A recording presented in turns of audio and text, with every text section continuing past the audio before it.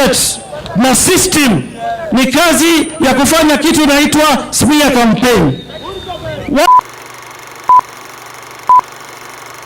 Dear viewers, politics is all about strategies and taking advantage of that opportunity that prevails, that actually presents itself. Dr. William Samoei Ruto has always been one of the smartest politicians, and we all know that. The man is a craftsman.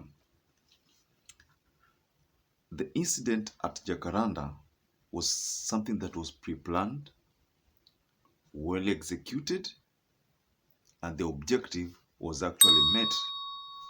But the question that I'd like to ask yourself maybe is, what was the objective?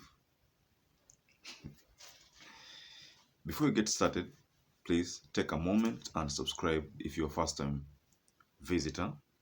Now, Jacaranda has always been synonymous in a way, and this place has always been a special place for Raila AMOLLO Odinga. Do you remember that last time after elections when Raila AMOLLO lost, and then there was the rerun and everything, when the NASA brigade wanted to conduct a meeting at Jacaranda, and what Mike Sonko did, the governor, when he decided to actually throw garbage in that ground so that NASA could not conduct their meeting. You remember all those things. So Jacaranda was a bit strategic for William Ruto to execute a plan that he had hatched perfectly well. What was the plan?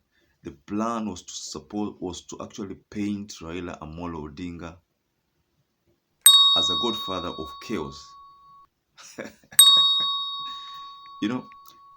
William Samoei Ruto knew very well that the place was going to be hostile, and that's why that was actually the motivating factor, that now, because of the hostility that had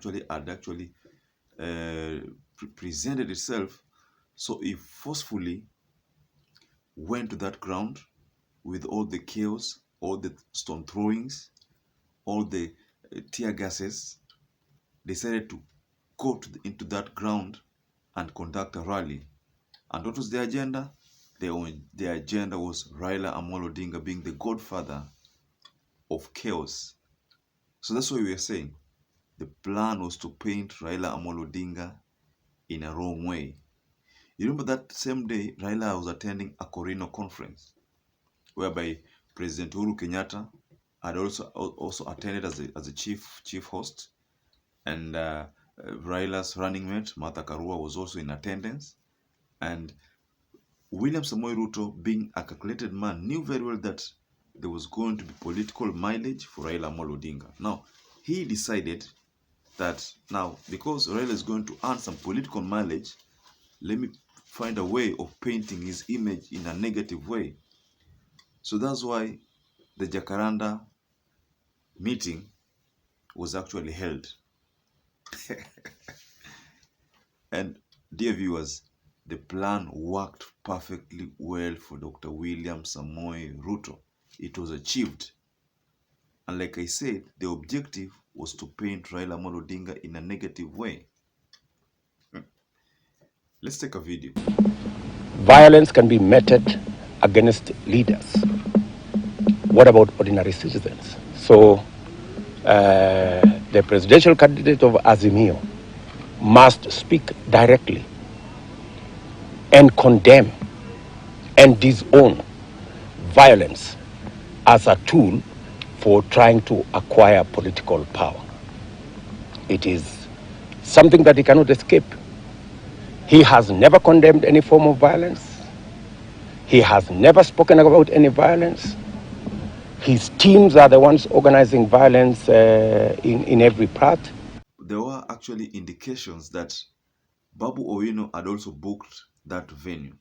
Perhaps that's why the supporters of Babu Owino and the supporters of Kenya Kwanza collided. So we don't know if that is the reason why, but I personally believe that Jacaranda has always been pretty hostile to William Samoei Ruto, it is just like Kondele, another Kondele. Because you know very well, if you conduct your meeting in Kondele and you are anti-Raila Amollo Odinga, then the place will be hostile to you. So I think that's the same scenario that Jacaranda presented to Dr. William Samoei Ruto. So William Samoei Ruto knew. He knew very well that this was going to happen. So in the midst of all those chaos, in the midst of all the stone throwings, in the midst of all the tear gases, he still insisted on conducting a meeting at that ground. Of course, the freedom of expression, freedom of association, you are free. The Constitution allows it. But was the place going to be friendly for Ruto? No.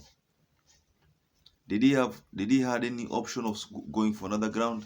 Yes. But what did he do? He chose to conduct the meeting at Jacaranda grounds. Yeah, viewers. Kabogo vindicated Raila Amollo Odinga from the chaos that erupted. I don't know if Kabogo decided to vindicate Raila because he's like slowly moving away from Kenya Kwanza campaigns. We don't know. But he said directly in an interview that there was no direct connection between that chaos, the chaos that erupted, and Raila Amollo Odinga. So dear viewers, let's wait as more information unfolds, or rather, more news to unfolds regarding the Jacaranda event, and we hope that the culprits or perpetrators of the chaos that were actually experienced will be brought to book. But until then, bye-bye.